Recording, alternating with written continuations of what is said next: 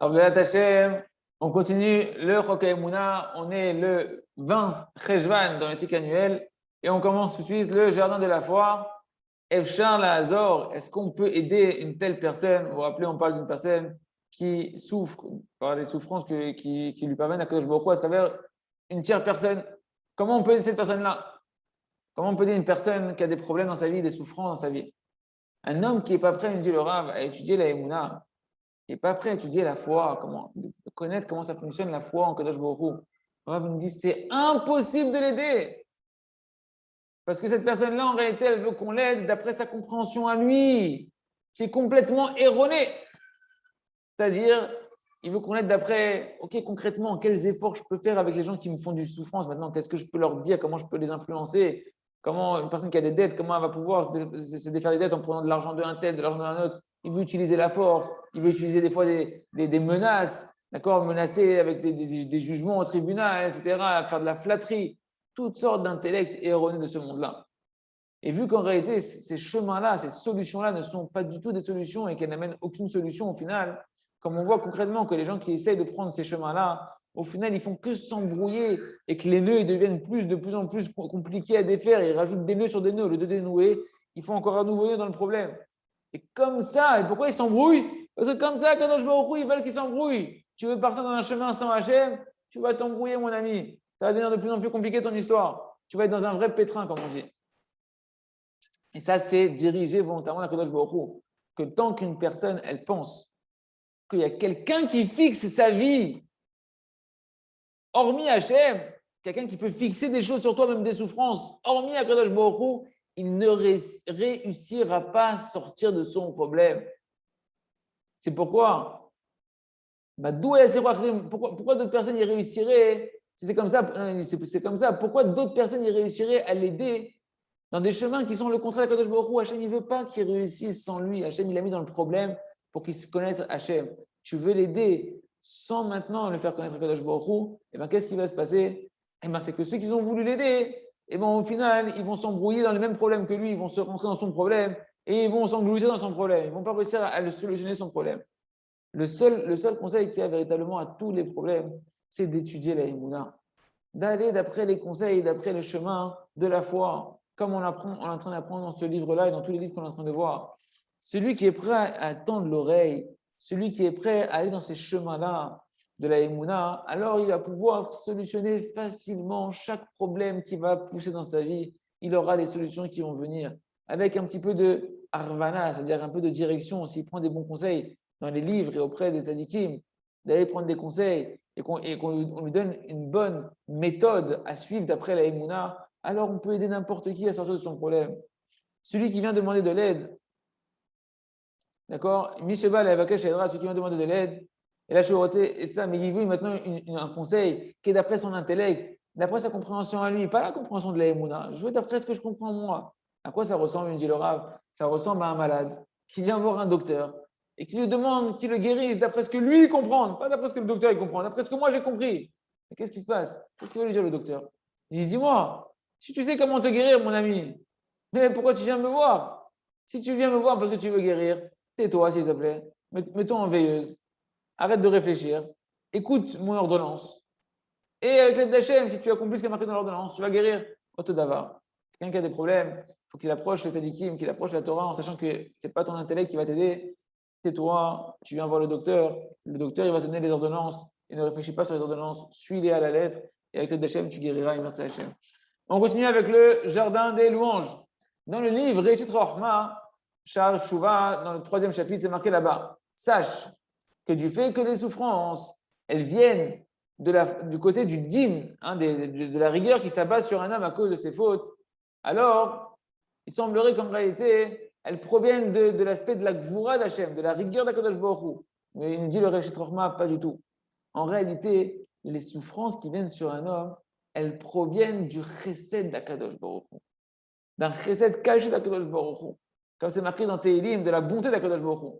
C'est marqué dans Tehilim 103 qu'Hachem, justement, Hachem, il est que miséricordieux, il est que bon par bonté gratuite, qu'il est loin de se mettre en colère, qu'il est énormément rempli de bonté, etc., etc.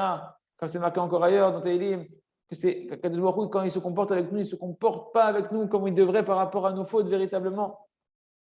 Et encore dans Michelet, Shlomo Amelech nous dit, car de la même manière qu'un homme, qu'un père, il réprimande, qui est Asher, Yehav, Hashem Yochia, celui qui l'aime, Hashem, il réprimande. Hashem, il réprimande celui qui l'aime. La réprimande d'Hachem, les souffrances d'Hachem, ça provient de l'amour d'Akadosh Baruch Hu. C'est marqué celui qui retient le bâton envers son fils, il est en train de le haïr, dit Shlomo Amelech. Tandis que celui qui l'aime, eh ben, il n'hésite pas à le réprimander. Donc celui qui l'aime, il réprimande. Donc les souffrances, on voit, c'est ce qu'il nous dit ici le Reshit Chochma, En ahava elam mitzad hachesed. En réalité, l'amour d'Hachem, il provient de la bonté. Or, tu vois ici que les souffrances, elles viennent de l'amour d'Akadosh Baruch Hu. Donc, ça provient de la bonté d'Akadosh Baruch Hu. La conclusion pour nous, c'est que toutes les souffrances qui viennent sur un homme, eh bien, en fait, ça provient de la qualité de la bonté d'Akadosh Baruch Hu. Et il dit encore là-bas, un peu plus loin dans ses paroles, que si tu regardes bien, tu verras que toutes les souffrances, elles viennent que de l'amour d'Akadosh Baruch Hu. Et en fait, pourquoi? Parce qu'Akadosh Baruch Hu, il veut donner la possibilité à un homme de réparer ses fautes dans ce monde-là. Il veut le réveiller à la teshuva sur ses fautes dans ce monde-là. C'est pourquoi nous, on doit s'habituer à dire merci même sur les souffrances que l'on a parce qu'elles proviennent de l'amour d'Akadosh Baruch Hu. Et dans le Zohar HaKadosh, Rabbi Shimon Bar Yochai nous dit encore qu'il y a des actions qu'un homme il a fait, qu'il a endommagées, des mauvaises choses qu'il a fait, qu'il ne peut pas les réparer. C'est irréparable, Kaviachol. Et que c'est quoi la solution du coup pour les réparer? Eh bien, c'est qu'ils se réjouissent de ce qu'il vit dans sa vie. On va t'envoyer des choses qui ne sont pas faciles à vivre. Et ta réparation, c'est d'être heureux, d'accepter avec amour les souffrances qu'on t'envoie pour réparer en réalité ces fautes-là. Et qu'est-ce que tu dois faire? Tu dois remercier Akadosh Baruch Hu sur les souffrances, toutes les souffrances qui sont arrivées jusqu'à présent. Remercier Akadosh Baruch Hu de savoir qu'elles sont venues pour réparer des fautes que des fois tu ne pouvais pas réparer par un autre moyen. Et c'est pourquoi une personne elle doit non seulement remercier sur le passé, sur les souffrances du passé, et prendre sur elle de maintenant et sur le futur de bien se comporter. Et qu'est-ce qu'on comprend du Zohar HaKadosh qu'on vient de voir ici? Que par le fait qu'un homme maintenant il va être heureux de ces souffrances qui viennent sur lui et qu'il va remercier Akadosh Baruch Hu sur ces souffrances-là, et bien comme ça, tu es en train de réparer des choses que tu devais réparer, que tu ne savais même pas que tu devais les réparer. Qui c'est qui se rappelle des fautes qu'il doit réparer, toutes les choses qui sont passées dans sa vie, qu'il a fait des fautes à droite, à gauche, volontairement, involontairement, et même des vies passées? On ne sait rien du tout. C'est pour ça que accepte les souffrances avec amour et tu vas réparer tout ce que tu as réparé sans savoir. Akadosh Baruch Hu, il sait pourquoi il t'envoie. Chaque chose, elle a un calcul qui est précis. Et toi, rien qu'en souriant sur des choses qui te paraissent dérangeantes pour toi, eh ben, tu peux tout réparer. Quel cadeau! Et en réalité, ce qu'on est en train de voir, c'est que des petits exemples de ce qui est marqué dans les paroles de nos Chachamim, les paroles saintes de nos sages, sur le sujet d'accepter les souffrances avec amour. Et qu'en réalité, que les souffrances, elles sont pour notre bien. On les a amenées simplement pour qu'on comprenne un petit peu que combien un homme il doit remercier sur chaque chose qui ne va pas comme il veut, dans sa maison, dans son travail, dans sa santé. Combien il doit chanter à Kadosh Baruch Hu sur chaque chose qui le dérange. Et en réalité, comprenez bien qu'ici, on est en train de voir que ce n'est pas quelque chose qui est nouveau. On n'est pas en train de voir une nouvelle Torah maintenant. En réalité, c'est un intellect évident de la foi du Dieu Israël qui coule dans tout le long de la Torah, à travers toutes les paroles de nos sages, du Zohar HaKadosh, etc. C'est quelque chose qui revient tout le temps, d'accepter les souffrances avec amour, que les souffrances amènent de l'amour de Kadosh Baruch Hu. Mais en réalité, le cadeau qu'on a maintenant, ce qu'on est en train de voir, nous ensemble, mes amis, c'est qu'on a le mérite que cette lumière du remerciement sur le bien comme sur le mal, sur les souffrances, c'est une lumière que Kadosh Baruch Hu est en train d'aider, d'éclairer dans le monde maintenant et qui passe à travers les écrits qu'on est en train de voir ici. Et Ratzon Shenitzke, un mal de pouvoir capter cette lumière-là et diffuser cette lumière-là et pouvoir remercier Hachem sur le bien comme sur le mal et de pouvoir amener la Géoula sur nous et sur le monde de Hachem. On continue avec le livre à travers champs et forêts pour faire imiter Hachem, notre heure d'Inbo des doutes quotidienne. Mes amis, écoutez bien ce qu'on va voir, c'est extraordinaire. Une promesse éternelle. C'est un de mes passages préférés de ce livre-là, je vous le dis. Il faut se le répéter dans Saïd Bodedou, ça donne énormément de force. Il y a un juif qui est venu voir le Rav après un cours qu'il avait donné en public et qui a demandé au Rav, s'il vous plaît Rav, donnez-moi un conseil pour être heureux. Le Rav lui a dit, la teshuva, fais teshuva. Fais tous les jours une heure d'Inbo des doutes et tu seras besimcha. Il dit, parce que tant que tu ne fais pas teshuva, tant que tu ne te repens pas de tes fautes, eh ben c'est évident que c'est difficile pour toi d'être parfaitement heureux. Pourquoi? Parce que c'est lourd pour toi d'être heureux, puisque tu as le poids des fautes qui te pèsent sur tes épaules. Et que ces fautes-là, eh ben, elles sont en train de te masquer comme un écran la lumière d'Hachem, l'amour d'Hachem, la miséricorde d'Hachem. Donc, c'est difficile pour toi d'être Bessimcha. Donc, ton conseil le plus parfait pour être heureux parfaitement, c'est que tous les jours tu fasses une heure d'Hidbodedut doute où tu vas nettoyer tes fautes. C'est pour ça qu'il dit le Rav, tout celui qui veut mériter une teshuva totale, un repentir parfait, eh ben, il faut qu'il ait tous les jours au moins une heure de Hidbodedut, au moins au minimum 60 minutes de Hidbodedut chaque jour, sans chercher à faire des combinotes, des combines à droite, à gauche, et faire pause 5 minutes, fais une heure tous les jours d'Hidbodedut. Il dit le Rav, celui qui n'a pas goûté le goût de une heure d'Hidbodedut, il n'a pas goûté le goût de la tchouva durant toute sa vie. Et celui qui a goûté le goût de la tchouva, il ne pourra jamais quitter le judaïsme, il ne pourra jamais quitter la Torah. C'est tellement doux, c'est tellement bon, c'est tellement agréable, il n'y a pas de goût qui est égal à ça dans ce monde-là. Et il ne sait pas, une personne qui n'a pas fait encore une heure d'Hidbodedut, qui ne s'est pas habituée à faire une d'Hidbodedut, il ne sait pas birklal de quoi on parle quand on te parle de la tchouva. Car la tchouva, c'est tout simplement parler à Kadosh Baruch Hu, revenir vers Hachem, c'est parler à Kadosh Baruch Hu de ton éloignement. Comme c'est marqué, prenez avec vous des paroles et revenez vers Hachem. Si tu ne prends pas de paroles pour revenir vers Hachem, tu n'es pas en train de revenir vers Hachem. Revenir vers Hachem, c'est parler à Hachem de ton égarement. Rabbeinu Nachman de Breslev, il nous enseigne à nous toutes ces choses-là, comment faire les doutes. Et il a promis des promesses extraordinaires pour tout celui qui fera une heure d'Hidbodedut de manière régulière, comme c'est marqué dans sa lettre qui est connue, que ce sont le mérite, revient à Rabbi Israël Breiter qui a écrit cette lettre-là au nom de Rabbi Nachman.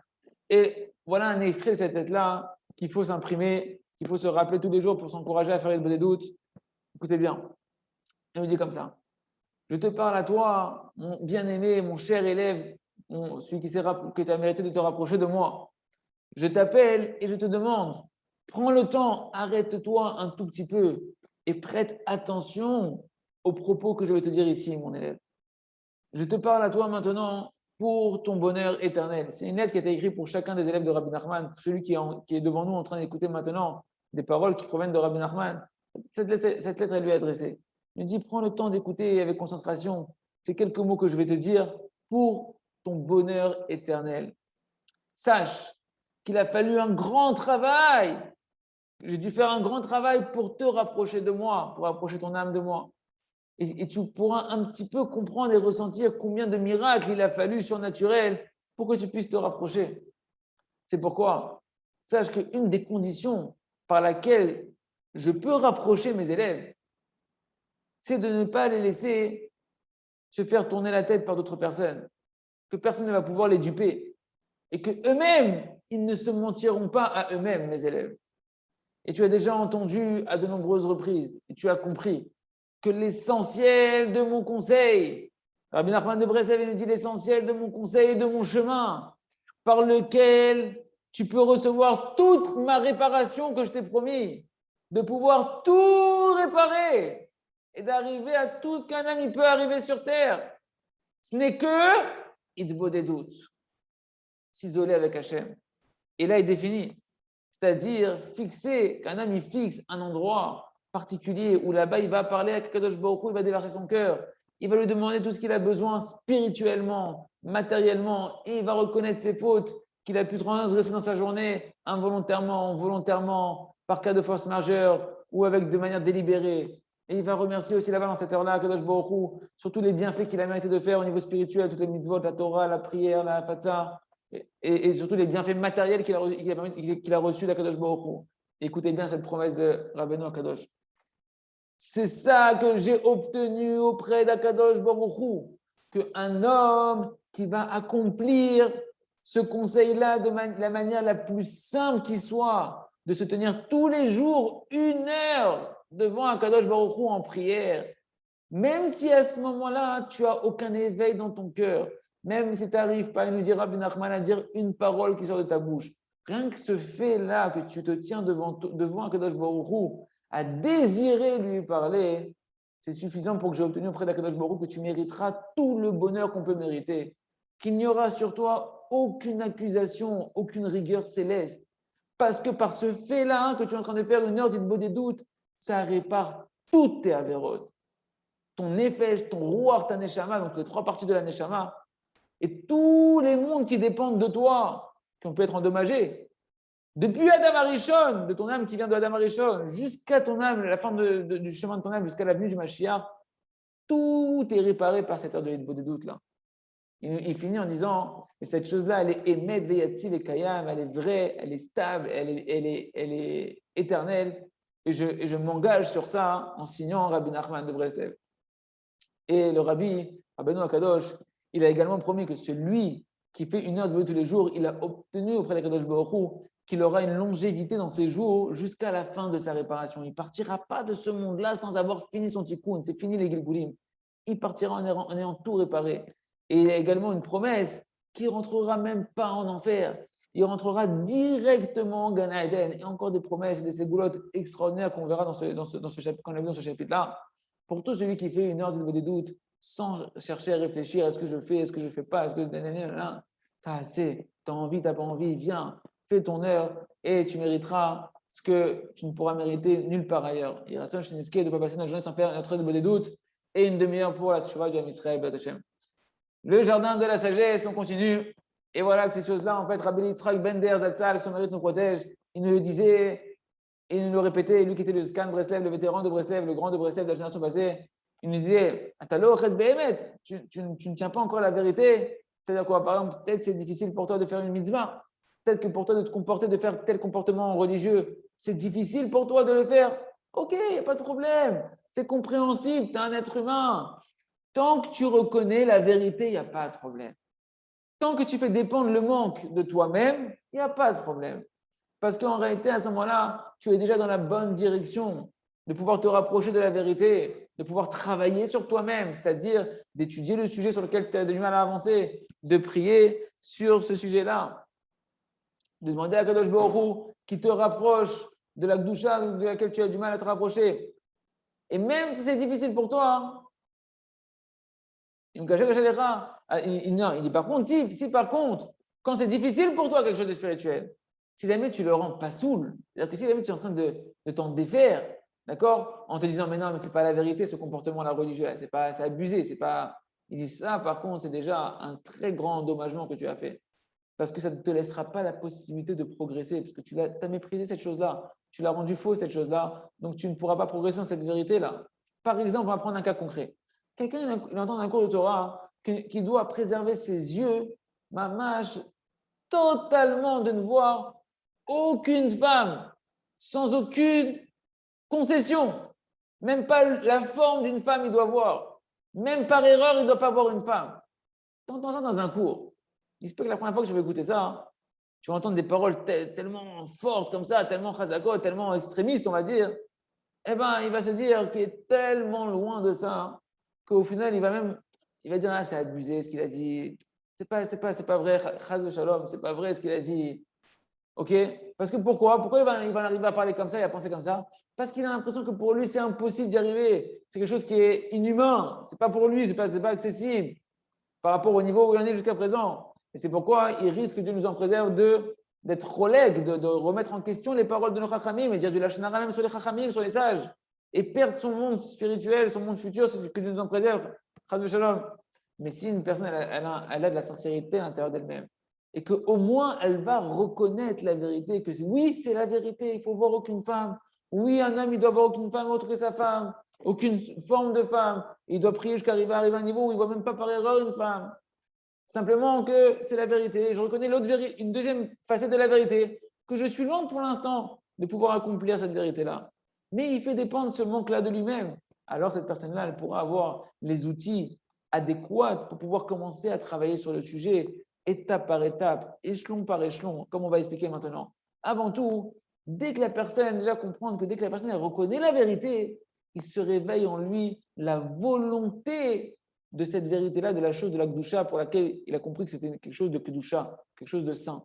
Parce que la vérité, c'est en elle-même la lumière d'Akadosh Baruch Hu, c'est Hachem la vérité de ce monde-là, l'unique vérité de ce monde-là.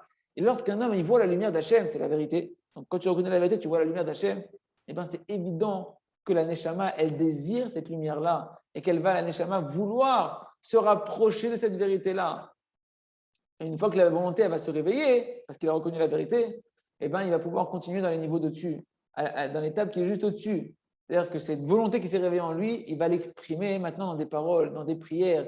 Et il va demander à Kadosh Baruch Hu qu'il le rapproche de lui, qu'il lui fasse mériter de pouvoir préserver ses yeux. Et il va commencer à avoir déjà la première pierre de l'édifice. Au moins, il va mettre une pierre. Au moins, il a reconnu la vérité. Il peut avoir une première pierre à poser ici.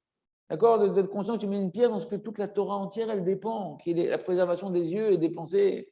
Et comme ça, il va pouvoir monter de niveau en niveau. Et au fur et à mesure, il va continuer après à pouvoir se juger chaque jour sur chaque regard interdit. Même s'il n'est pas du niveau, c'est pas grave. Je sais qu'aujourd'hui, j'ai vu ça et ça, et que je n'ai pas le droit. Mechila Hashem, aide-moi à monter, ne pas me culpabiliser pour rien, mais à monter, aide-moi à la force, etc. Et il va monter de niveau en niveau jusqu'à ce que la personne elle finira avec l'aide du ciel. Au final, quand Hachem il aura décidé qu'il pourra préserver ses yeux, les gamrer, Bezrat Hashem. On continue avec le livre Or Hadash, d'essayer toujours de percer, de comprendre qu'est-ce qui se passe entre deux personnes qui changent et une personne qui ne change pas. Donc, Rega Be'abo Chaim Bertsono, un instant de colère, mais en réalité, Hachem, il désire la vie. De quoi on parle ici? Il dit avant que je vous réponde, on reste encore dans le suspense de la question, avant que je vous réponde à la question quelle est la différence entre Yossi et Dani, je vais vous amener un exemple de la vie, d'accord, une histoire qui s'est passée parmi tant d'autres histoires que le Rav il a connues, qui permet de construire un peu la réponse que je vais vous amener. Voilà qu'il y a un homme qui est venu se rapprocher de moi et qui m'a raconté dans un chiot qu'il y a une parole que j'ai dit dans un cours, dans une cassette, donc c'est il y a longtemps qu'on aurait faisait des cassettes, d'accord, avant les CD, avant les livres. Dans une de mes cassettes, il a entendu une parole dans un de mes cours qui lui a changé toute sa vie. Lorsqu'il était encore un jeune bachou, il était encore très jeune. Et en réalité, il avait quoi? C'est une personne qui avait, quand il était jeune, il avait un problème de colère. Une colère très très forte à l'intérieur de lui. Ça le faisait exploser dans tous les sens et il n'arrivait pas du tout à se contrôler. Et cette chose, des fois, elle arrivait même à de l'animosité, à des choses qui étaient un match violent. Et du coup, forcément, quand il s'est marié dans sa maison, ça a donné une ambiance qui était une très mauvaise ambiance. Et lorsqu'il voyait combien c'était mauvais pour lui de se mettre en colère, à chaque fois, il s'attristait de ça. Il avait honte de lui-même. Il voulait de toutes ses forces pouvoir changer cette nature-là. Il a commencé, première étape, d'aller voir des psychologues, des conseillers psychologiques, toutes sortes de sciences modernes sur le sujet du contrôle de soi. Ils lui ont donné plein d'exercices pour se calmer, etc. Jusqu'à qu'il a commencé à accumuler énormément de connaissances sur le sujet, comment être calme, comment être maître de ses émotions. Il pouvait même donner des cours et conseiller des gens, tellement il avait des connaissances du monde profane sur ce sujet-là. Mais malgré tout, dès qu'il avait une épreuve, tout ce qu'il savait, ça sautait en l'air et il explosait, il perdait le contrôle sur lui-même complètement. Vu qu'il a vu que ça ne marchait pas, qu'il n'avait pas encore eu sa délivrance, qu'est-ce qu'il a fait? Il a commencé à chercher des solutions dans le monde de la Torah, dans ses origines juives. Et il a commencé à partir à prendre des conseils auprès de plein de rabbanim. Et chaque rab lui a donné un conseil, un autre conseil. Ils lui ont dit étudie les livres, tel livre de Moussard, tel livre de pensée juive, etc. Trompe-toi au mikvé, toutes sortes de conseils d'après la Torah ou de Char. Et vu que lui, il avait une volonté très très forte, puissante, de faire des vrais changements et voir des conséquences des changements dans sa vie, alors tout ce qu'on lui disait, il le faisait. Avec l'espoir que il allait avoir une solution à son problème, de sortir de la colère. Et il a commencé à étudier tous les passages des Chachamim qui parlent sur la colère, dans la Gemara, dans les Mishnah, dans les Sifrei Moussar, les Sifrei Chassidut. Tout ce qui parlait de la colère dans la Torah, il l'a étudié. Il a écouté beaucoup de shiurim sur le sujet, comment réparer ses traits de caractère. Et déjà, il s'est émerveillé de voir que tout ce qu'il avait appris dans la psychologie, en réalité, c'était écrit dans les paroles de nos sages, déjà depuis des centaines et des milliers d'années. Et ça l'a mamash impressionné de voir la chorma antique qu'il y a dans la Torah et la profondeur de la Torah. Mais il n'a toujours, malgré tout, pas réussi à avoir de changements concrets. Donc, comment il a fait pour changer? Et comment on fait pour changer? Et quelle est la différence entre deux personnes, une qui change véritablement lorsqu'il veut changer, l'autre qui ne change pas? Eh bien, on verra ça, il demain dans la suite du Chok Mouna Chazak, Venitrazek.